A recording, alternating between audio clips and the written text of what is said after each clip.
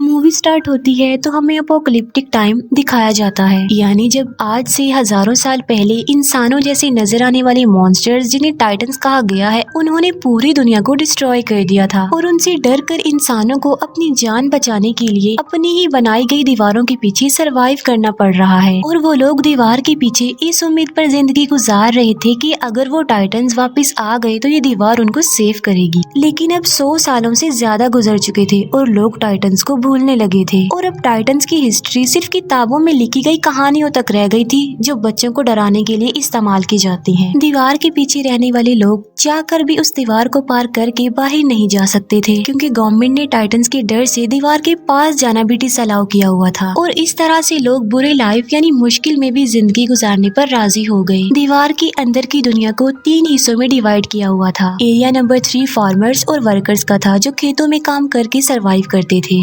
Area number 2 industrial था, जहाँ पर फैक्ट्रीज लगाई गई थी। और एरिया 1 प्राइमरी था, जहाँ पर अमीर लोग पूरे सिटी को कंट्रोल कर रहे थे और किसी को भी एक एरिया छोड़कर दूसरे एरिया में जाने की इजाजत नहीं थी। एरिया नंबर 3 में रहने वाला एक लड़का जिसका नाम एरिन था, वो काफी टैलेंटेड था और वो टाइटन से डर कर 4 दीवारी में प्रिजनर्स की तरह जिंदगी नहीं गुजार सकता था, क्योंकि उसमें हमेशा कुछ बड़ा करने की लगन होती है और उसकी डिजायर थी कि वो बाहर की दुनिया को एक्सप्लोर करे। और अपनी इस ख्वाहिश को वो अपने फ्रेंड्स के साथ भी शेयर करता है, क्योंकि वो टाइटन्स पर बिलीव नहीं करता था। वो यही सोचता था कि टाइटन एग्जिस्ट नहीं करते और उसे लगता था कि लोग टाइटन से डरते हैं, इसीलिए यहाँ पर छुपे हुए हैं। इसके साथ साथ एरिन का जो मेल फ्रेंड होता है वो भी काफी टैलेंटेड होता है और किसी भी आम इंसान को कोई एक्सपेरिमेंट्स करने की इजाजत नहीं थी, क्योंकि गवर्नमेंट का मानना ये था कि अगर इंसान अपनी सक्सेस के लिए कुछ करेगा तो वो गलत करेगा। वहीं पर एक लड़की जिसका नाम मिकासा होता है, एरिन और वो दोनों एक दूसरे को काफी लाइक करते थे और वो एरिन के साथ एक हैप्पी लाइफ गुजारना चाहती थी। एरिन का फ्रेंड उससे मिलने जाता है और तभी वो एक अननोन पर्सन से टकरा जाता है, लेकिन वो उस पर ज्यादा ध्यान नहीं देता और उसे इग्नोर करता है। एरिन खुद को उस जगह पर पाकर काफी लकी फील करता था, क्योंकि वो दूसरी साइड वाले लोगों की दुनिया को देख सकता था। वो जगह एरिन की इसलिए भी फेवरेट थी क्योंकि वहाँ पर बॉम्ब मशीन पड़ी हुई थी और डर की वजह से कोई भी वहाँ पर नहीं आता था। और एरिन इस बार इरादा कर लेता है कि वो दूसरी साइड वाली जगह पर जाएगा, चाहे कुछ भी हो जाए।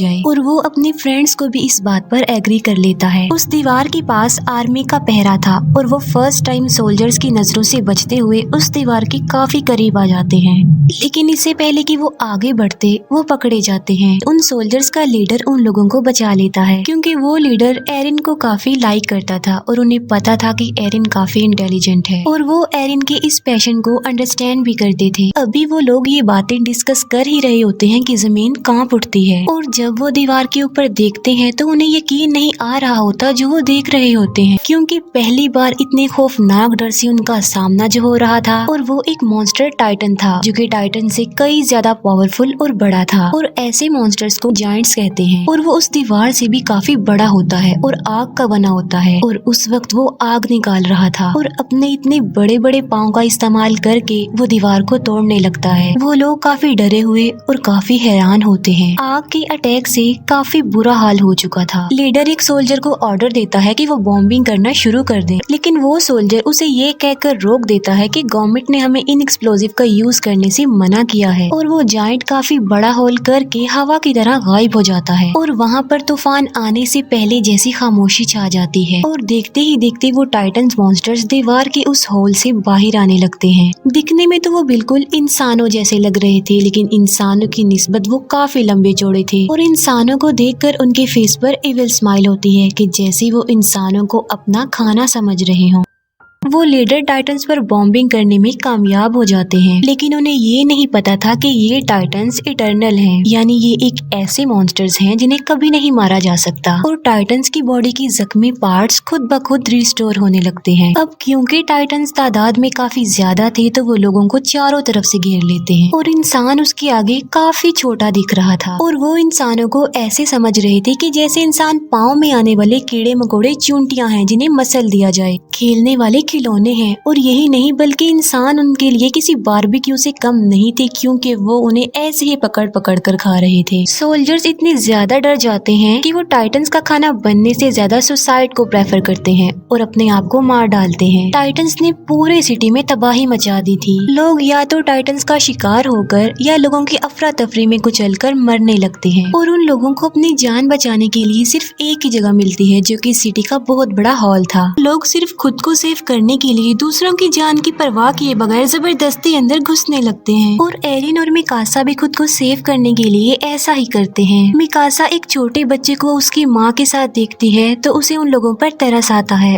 और वो उस बच्चे को सेव करने की वजह से बाहर ही रह जाती है और एरिन लोगों की भीड़ में घसीटते हुए हॉल के अंदर चला जाता है और हॉल का दरवाजा बंद कर दिया जाता है। एरिन उस हॉल के डोर को खोलने की कोशिश करता है, लेकिन लोग उसे ऐसा करने से मना कर देते हैं। मिकासा ने उस छोटे बच्चे को पकड़ा होता है और एक टाइटन मिकासा की तरफ ही आ रहा होता है। एरिन जो कि मजबूर होता है और कुछ भी नहीं कर पाता और टाइटन मिकासा और उस बच्चे दोनों को निगल जाता है और अचानक से वहाँ पर खामोशी छा जाती है। एरिन किसी तरह जबरदस्ती करके उस हॉल से बाहर आ जाता है और वो देखता है कि जिस हॉल में सर्वाइवर्स छुपे हुए हैं, टाइटन्स उस हॉल के चारों तरफ से घेरे हुए खड़े हुए हैं और टाइटन्स उस हॉल की छत को तोड़कर लोगों को खाने लगते हैं और तेजी से लोगों का खून बहने लगता है जैसे खून की नदी बह गई हो। हालात से तंग एरिन सिटी की तरफ आगे बढ़ जाता है। इसके बाद हम 2 साल बाद के टाइम को देखते हैं, जहाँ हमें एरिया 2 यानी इंडस्ट्रियल एरिया दिखाया जाता है। ये लोग सेफ थे क्योंकि मजबूत दीवार की वजह से जायंट के हमले से बच गए और जो लोग पिछले हमले के सर्वाइवर्स थे वो भी यहाँ आकर बस गए, क्योंकि एरिया 3 यानी लेबर्स एरिया में अभी भी टाइटन्स थे। अब क्योंकि उस एरिया में आने से लोगों की आबादी बढ़ गई थी तो खाने पीने की किल्लत पड़ जाती है, लोग भूख की वजह से मरने लगते हैं। अब एरिया 3 के बाकी सर्वाइवर्स के पास बचने का सिर्फ एक ही रास्ता था और वो था अपने एरिया को टाइटन से बचाने का, यानी टाइटन्स का मुकाबला करके वो अपने एरिया को बचा सकते हैं। टाइटन से लड़ने के लिए सोल्जर्स की एक टीम तैयार की जाती है जिनको 2 साल की सख्त ट्रेनिंग दी जाती है। अब इसमें एरिन और उसका फ्रेंड भी पार्टिसिपेट करते हैं क्योंकि मिकासा की मौत का बदला लेना चाहते थे वो लोग। एरिन को मिकासा की डेथ पर गिल्ट था कि उसने मिकासा को नहीं बचाया। उन लोगों को एक कमांडर लीड कर रहा था जिसका नाम कुबाल था। कमांडर कुबाल प्लान बनाता है कि वो अपने मिशन के लिए रात के अंधेरे में निकलेंगे। उनका मिशन ये था कि वो एरिया 3 के बड़े होल जहाँ से वो टाइटन्स आए थे उसे ब्लास्ट की मदद से बंद करने का। प्लान के अकॉर्डिंग वो हॉल के ऊपर वाले पार्ट पर ब्लास्ट करेंगे, जिससे होगा ये कि वो टूटा हुआ मलबा नीचे गिरेगा और उससे वो हॉल बंद हो जाएगा। और क्योंकि वो दीवार काफी मजबूत है तो ब्लास्ट के बावजूद भी टाइटन्स वहाँ से नहीं आ पाएंगे और अगर वो इस मिशन में सक्सेसफुल हो गए तो वो उन टाइटन्स को मार सकते हैं। और उन लोगों की आखिरी उम्मीद यही एक्सप्लोजिव था, यानी इस मिशन में या तो वो मार डालेंगे या मारे जाएंगे। वेपन्स हेड सब सोल्जर्स को अपने बनाए गए खास न्यू वेपन के बारे में बताती है जिसकी मदद से वो हवा में उड़ सकते हैं, क्योंकि उन्हें पता चल चुका था कि टाइटन्स की नेक पर अटैक करके उन्हें मारा जा सकता है और वो टाइटन्स दोबारा जिंदा भी नहीं होंगे। प्लान के मुताबिक वो रात के अंधेरे में अपने मिशन के लिए निकल जाते हैं, लेकिन अपने टारगेट तक पहुंचने से पहले ही उन्हें रास्ते में कुछ अजीब फील होता है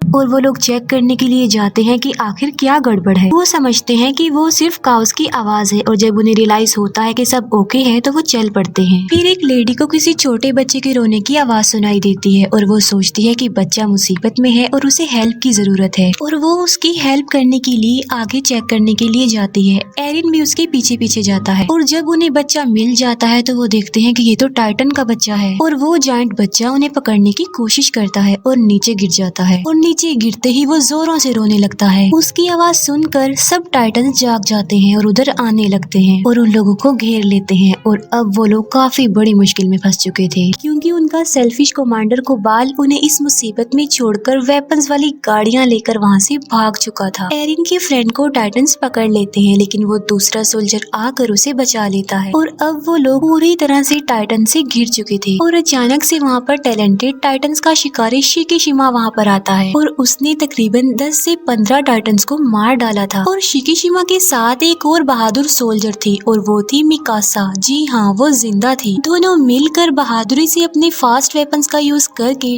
टाइटन्स को मार डालते हैं। टाइटन्स को मारने के बाद वो अपने टारगेट यानी दीवार के उस होल के पास जाते हैं, लेकिन हैरत की बात ये थी कि मिकासा एरिन को अपनी कोई भी फीलिंग्स नहीं दिखा रही थी क्योंकि उस इंसिडेंट के बाद वो सिर्फ अपना बदला लेना चाहती थी। मिकासा को वो टाइटन निगल चुका था था, लेकिन शिकीशिमा ने उसे बचाया और टाइटन से लड़ना सिखाया। टाइटन से लड़ने का एक सीक्रेट बताता है कि अपने गुस्से को आजाद छोड़कर टाइटन्स पर टूट पड़ो और मुकाबला करो। वो एक बात और बताता है कि इंसान का दुश्मन टाइटन से ज्यादा डर है, जो कि उसे छिपने पर मजबूर करता है। तभी उनका सेल्फिश कमांडर कुबाल वहाँ पर आता है। वो कहता है कि मिशन के लिए जो फास्ट वेपन्स हमने यूज करनी थी वो हमारी सीक्रेट जगह पर नहीं मिले, बल्कि वो अंडरग्राउंड केव्स में थे और मैं उन एक्सप्लोजिव्स को खोना नहीं चाहता था, इसीलिए मुझे जाना पड़ा, क्योंकि हम में कोई तो चीटर है जो वो वेपन चुरा सकता था और एक्सप्लोजिव को खोने का रिस्क वो नहीं ले सकते। वो लोग वेपन्स को लोड करने लगते हैं, लेकिन टाइटन्स उनकी आवाजों को सुन लेते हैं और अचानक वो टाइटन्स 2 लोगों को खा जाते हैं। वो सब लोग काफी घबरा जाते हैं, लेकिन लालची लीडर को एक्सप्लोजिव की पड़ी हुई थी और कोई चोर उनके वेपन्स एक्सप्लोजिव से भरी हुई गाड़ियां चुरा कर ले जाता है। और एक लेडी जिसके हस्बैंड को टाइटन्स खा चुके थे, गुस्से में आकर वो उस चोर से एक्सप्लोजिव वाली गाड़ी छीन लेती है और एक्सप्लोजिव को बचाए सेव करने के वो उसमें आग लगा देती है और अपने हस्बैंड का रिवेंज लेने के लिए टाइटन्स के बीच में ट्रक को क्रैश कर देती है। लेकिन इतने हैवी ब्लास्ट से भी टाइटन्स को कुछ नहीं होता, लेकिन उनकी आखिरी उम्मीद एक्सप्लोजिव भी अब खत्म हो चुका था। कुबाल भी उन्हें मरने के लिए मुसीबत में छोड़कर चला जाता है और वो लोग टाइटन्स के बीच में बुरी तरह से फंस चुके थे।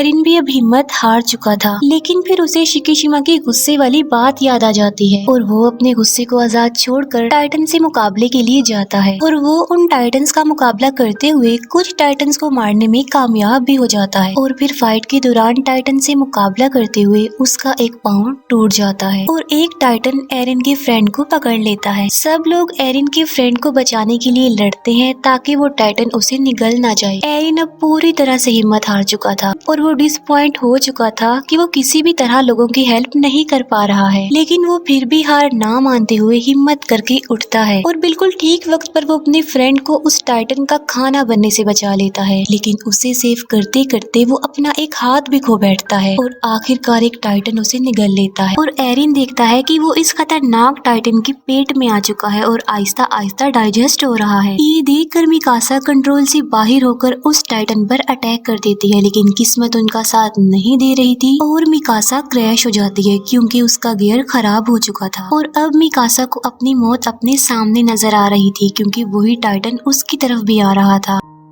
लेकिन अचानक से टाइटन को अपने पेट में कुछ अजीब सा फील होता है और एक काफी बड़ा मॉन्स्टर उस टाइटन के मुंह को चीरते हुए बाहर आ जाता है और एक एक्सप्लोजन से काफी बड़ा जायंट पैदा होता है और ये जायंट बाकी टाइटन्स को मारता जा रहा था। फिर ध्यान से देखने पर उन लोगों को पता चलता है कि ये कोई और नहीं बल्कि ये तो एरिन है और फिर वो बाकी जायंट्स की तरह कमजोर होकर मरने लगता है। और तभी वो कमांडर जो एरिन के टैलेंट को समझता था वो एक बात कहता है जो किसी को भी समझ में नहीं आती। वो कहता है कि इसकी नेक का पीछे वाला हिस्सा काट दो। अब किसी को उसकी बात समझ में तो नहीं आती, लेकिन फिर भी मिकासा ऐसा ही करती है और वहाँ से एरिन निकलता है। और हैरानी वाली बात तो ये है कि उसका टूटा हुआ हाथ और पाँव अब रीजनरेट हो चुके थे। ये देखकर सब लोग काफी हैरान रह जाते हैं और किसी अननोन रीजन की वजह से शिकीशिमा स्माइल करता है जैसे वो पहले से ही जानता था कि ऐसा होने वाला है। इसके बाद हमें एरिन के पास्ट का एक सीन दिखाया जाता है जहाँ पर एरिन के फादर जो कि साइंटिस्ट थे, एरिन में किसी वजह से कोई वैक्सीन इंजेक्ट करते हैं जिसमें वो कमांडर भी उनके साथ थे। एरिन की मदर उन लोगों को ऐसा करने से मना करती है, जिसके जवाब में वो कहते हैं कि इस वैक्सीन की वजह से एरिन बड़े होकर लोगों की जिंदगी बचाने में एक बड़ा रोल अदा करेगा। इतनी ही देर में कुछ गवर्नमेंट ऑफिसर्स उनके दरवाजे पर नॉक करते हैं और एरिन के फादर एरिन और उस कमांडर को एक रूम में छुपा देते हैं। उन गवर्नमेंट ऑफिसर्स में कुबाल भी शामिल था और उन लोगों को पता चलता है कि एरिन के फादर किसी खुफिया एक्सपेरिमेंट्स पर काम कर रहे हैं और आम लोगों को तो किसी इन्वेंशंस एक्सपेरिमेंट्स की इजाजत नहीं थी। और पनिशमेंट के तौर पर वो ऑफिसर्स एरिन के पेरेंट्स को अरेस्ट करके ले जाते हैं और साथ ही उनके एक्सपेरिमेंट्स को भी जला दिया जाता है। और यही वजह थी कि वो कमांडर एरिन को इतना लाइक करते थे उसकी इस खूबी की वजह से। और उन्हें ये भी पता था कि इस वैक्सीन की वजह से एरिन और ज्यादा पावरफुल बन गया ताकि वो लोगों की जिंदगियों को सेव कर सके। एरिन की आँख खुलती है तो वो देखता है कि कुबाल ने उसे कैद किया हुआ है और एरिन को खुद भी इस बात पर यकीन नहीं आ रहा था कि क्या वो वाकई एक जायंट भी बदल गया था। लेकिन साथ साथ उसे खुद पर प्राउड भी फील हो रहा था कि आखिर उसमें एक ऐसी खूबी है जो कि टाइटंस के खिलाफ इंसानों की मदद करने में इम्पोर्टेंट रोल अदा कर सकती है। लेकिन एरिन कोबाल के लिए एक खतरा था जिसकी वजह से वो उसे प्रिजनर बना के रखता है, क्योंकि वो सोचता था कि इंसानों को नए एक्सपेरिमेंट्स और इन्वेंशन करने की कोई जरूरत नहीं है, बल्कि इंसानों को डरपोक बनकर डरते हुए ही उस दीवार के पीछे जिंदगी गुजारनी चाहिए। वो कमांडर जब एरिन की फेवर में बोलता है तब कोबाल उसे शूट करके मार डालता है, लेकिन मरने से पहले वो कमांडर एरिन को एक राज की बात बताता है कि कोबाल ही तुम्हारे पेरेंट्स का कातिल है। ये सुनते ही एरिन और उसके साथी कोबाल के अगेंस्ट हो जाते हैं और तभी अचानक से वहाँ पर पावरफुल जायंट जंप करके आ जाता है और वो आते ही सबसे पहले एरिन को पकड़ लेता है। वो लोग उसे रोकने की कोशिश करते हैं लेकिन वो सबको अपने रास्ते से हटा रहा था। वो एरिन के एक फ्रेंड को भी मारने की कोशिश करता है लेकिन मिकासा उसे ऐसा करने से रोक देती है और ऐसा लग रहा था कि शायद वो मिकासा की बातों को अंडरस्टैंड कर रहा था और वो एरिन को अपने साथ लेकर निकल जाता है और इस सारी फाइट पे कोबाल मारा जाता है। अब क्योंकि एरिन भी उनके पास नहीं था तो उन्हें समझ में नहीं आ रही थी कि क्या किया जाए। फिर एरिन के फ्रेंड को याद आता है कि उनके पास अभी भी एक एक्सप्लोजिव है जिसे वो यूज करके अभी भी अपना मिशन पूरा कर सकते हैं और वो सब लोग बॉम्ब को रिकवर करने के लिए एरिया 3 में चले जाते हैं। एरिन की आंख एक काफी बड़े और अजीब से रूम में खुलती है और उस रूम में कुछ चीजों के अलावा शिकिशिमा भी था और यहाँ पर शिकिशिमा बहुत सी बातों को रिवील करता है कि ये टाइटन्स इंसानों के ही बनाए गए हैं जिनको किसी और ने नहीं बल्कि एरिन के फादर ने ही बनाया था और उन्होंने ये टाइटन्स आर्मी वेपन्स के लिए बनाए थे, लेकिन उनका एक्सपेरिमेंट फेल हो जाता है जिसका बैड इम्पैक्ट ये पड़ा कि वायरस तेजी से इंसानों में फैलता गया और इंसान तेजी से टाइटन्स में बदलते गए और उन्होंने दुनिया में तबाही मचा दी। ये सिलसिला ऐसे ही चलता रहेगा, कभी नहीं रुकेगा। और मुसीबत की बात ये है कि ये टाइटन्स बगैर कुछ खाए पिए भी जिंदा रह सकते हैं, यानी ये कभी भी मरने वाले नहीं हैं। और इन्हें मारने का सोल्यूशन सिर्फ और सिर्फ एरिन के फादर के पास था जो उनके साथ ही मर गया। और अगर गवर्नमेंट उन्हें इन एक्सपेरिमेंट से ना रोकती तो शायद आज टाइटन्स को मारने का कोई तो हल होता। और एरिन के फादर ने अपने बेटे को ही चूज किया जिसके अंदर उस वैक्सीन को इंजेक्ट किया ताकि वो लोगों की हेल्प कर सके और टाइटन्स के अगेंस्ट लड़ सके। और एरिन कभी भी नहीं मर सकता और जब चाहे वो जायंट में बदल सकता है। शिकिशिमा ये भी बताता है कि ये वही है जो गवर्नमेंट की अगेंस्ट है और उसके साथ ही नहीं वेपन्स चुराने की कोशिश की थी। एरिन शिकिशिमा के बातों से इम्प्रेस होकर उसकी हेल्प करने के लिए रेडी हो जाता है। एरिन के पार्टनर्स किसी तरह टाइटन से बचकर बॉम्ब के पास जाते हैं और बॉम्ब को ट्रक पर लोड करने के बाद वो दीवार की तरफ बढ़ते हैं, लेकिन रास्ते में ही शिकिशिमा उन्हें रोक लेता है। उसका प्लान ये था कि वो इस बॉम्ब की मदद से एरिया 2 पर अटैक करके उसे डिस्ट्रॉय कर देगा और दीवार गिर जाने की वजह से लोगों को ना चाहते हुए भी टाइटन से लड़ना पड़ेगा। और जब वो टाइटन्स को मारने में कामयाब हो जाएंगे